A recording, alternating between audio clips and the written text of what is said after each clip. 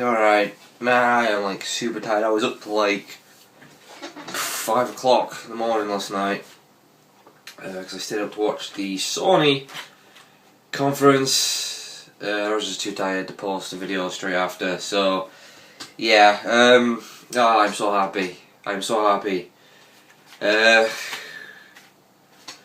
Sony did what everyone wanted them to do. Sony did exactly what they needed to do.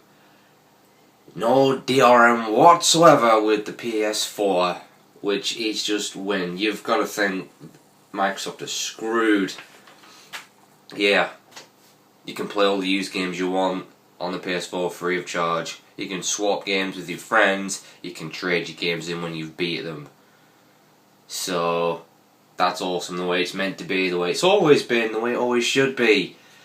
So yeah, serious epic win there by Sony. They did the smart thing, and I didn't think they would. Shame I didn't catch my reactions because I was like freaking out like a little kid. I was that happy. The crowd were loving it. The crowd were loving it. They were really taking shots at Microsoft when they were announcing all the no DRM stuff.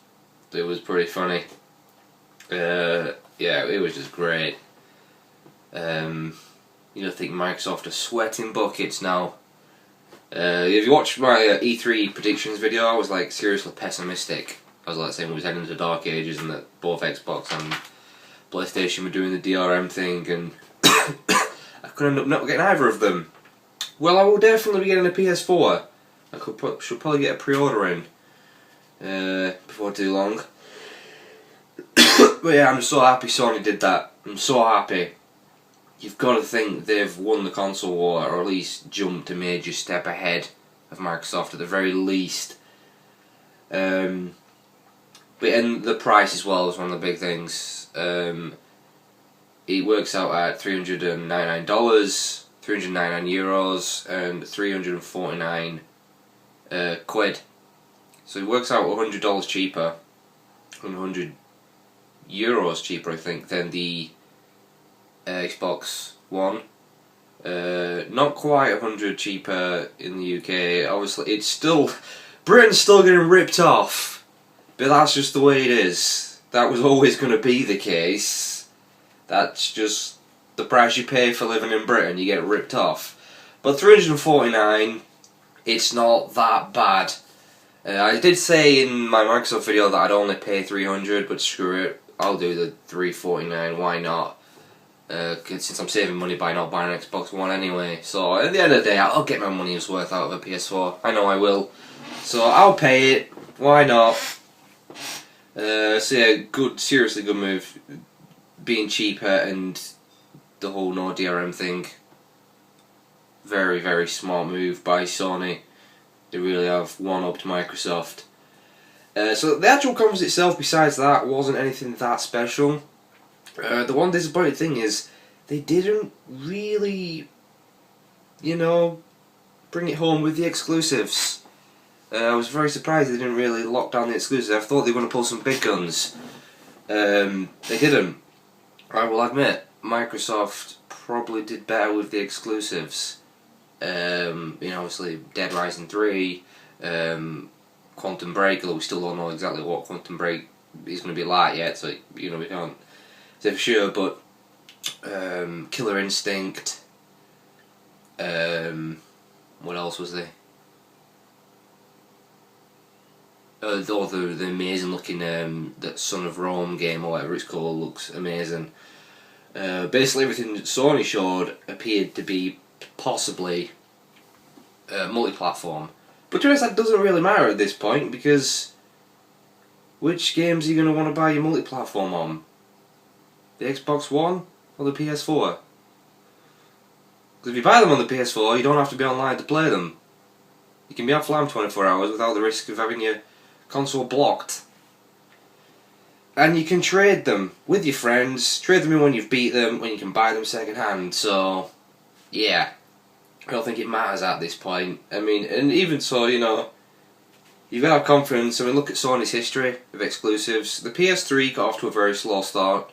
It really did. It wasn't looking good. The Xbox 360 was a much better console to own for a while, and then boom, Sony flipped it all around and just started pulling exclusives out of nowhere, and they're still coming now. still got Last of Us and Beyond Two Souls. So, but yeah, they showed some Batman Arkham Origins, but that's multi-platform. They showed a game by Ready at Dawn Studios, the guys that did the amazing PSP games from God of War. It's called The Order 1886. I do believe that is exclusive, but it did appear to be a CGI trailer. It looked interesting, but I'm not 100% sure yet how. I have faith it'll be good.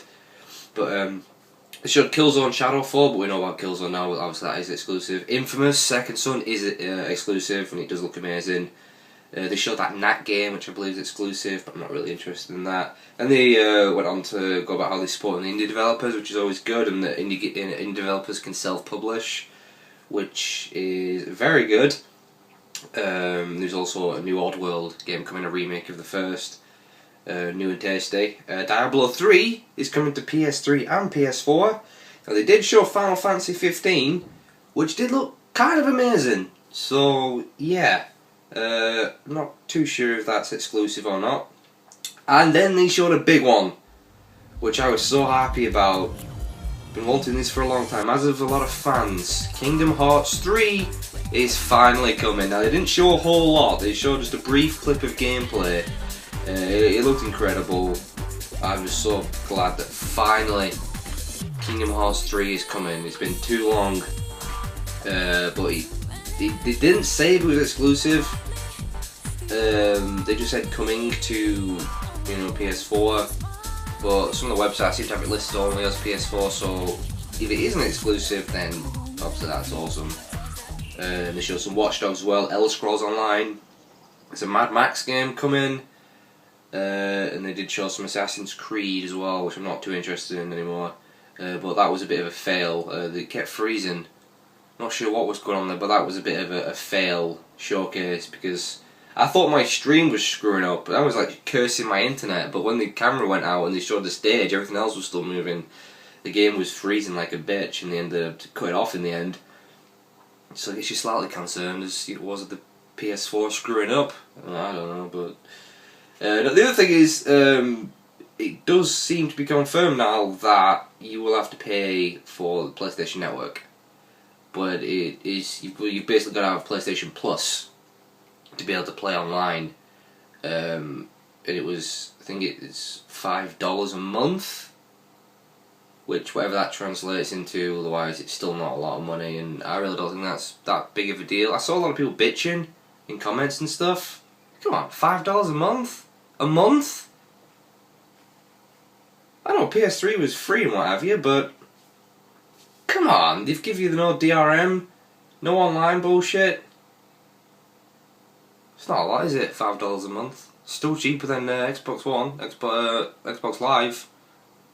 So I really don't think that's a big deal whatsoever. I don't think you can complain about that at all. So I'll pay it. Nothing wrong with that whatsoever, and I'll be paying for Xbox Live Gold for much longer anymore, so saving money anyway. I really don't think that's a big deal to complain about. Then again, it really is hard to please gamers. They always have something to complain about. I mean, I'm no better myself, but yeah, I was very happy they did that.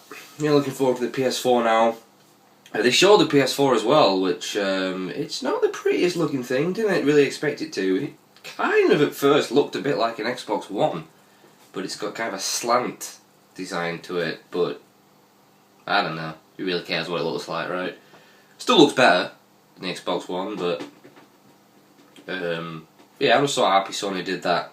So freaking happy. Thank you, Sony. And now Nintendo have a chance to shine as well. But yeah, in an ideal world, this will wake Microsoft up, and they'll realise they've fucked up, and they'll just change everything. If Microsoft do that, Microsoft think, alright, we're screwed. Obviously, it's going to come down to sales now. With the if Xbox starts falling behind, which I think it will, like it starts really falling behind and not getting good sales, then Microsoft may have no choice but to drop the whole DRM, whole online check thing. If they do that, I'll buy one. It would be nice to be able to buy an Xbox One without having all that bullshit in it. If they release a stripped down version, one that doesn't include Kinect, one that just plays games and it's cheaper, and do away with the online checks and being able to buy used games, I'll freaking buy one. But it's not the case right now, so it's just a PS4 for me. I'm sure for many other people. So I just can't understand why you'd want to buy an Xbox One and support Microsoft and their anti-consumer policies. It's not about being a fanboy. Obviously, you know, you can't change fanboys' minds. Logic goes out the window. They'll just defend a particular brand to the hell and back. But I just, as a gamer, I just don't know how you could support Microsoft. Why do you want to buy an Xbox One? Despite, even if you have the money to buy them both, I just don't. Why would you do it? Not in a million years will Microsoft see any money from me unless they change everything. Which hopefully they will. But yeah, hats off to Sony. They just killed Microsoft. So yeah, awesome. Can't wait. Yeah. If you're still a little bit unclear on the whole used game policy, Sony made a really nice video. Check it out. This is how you share your games on PS4.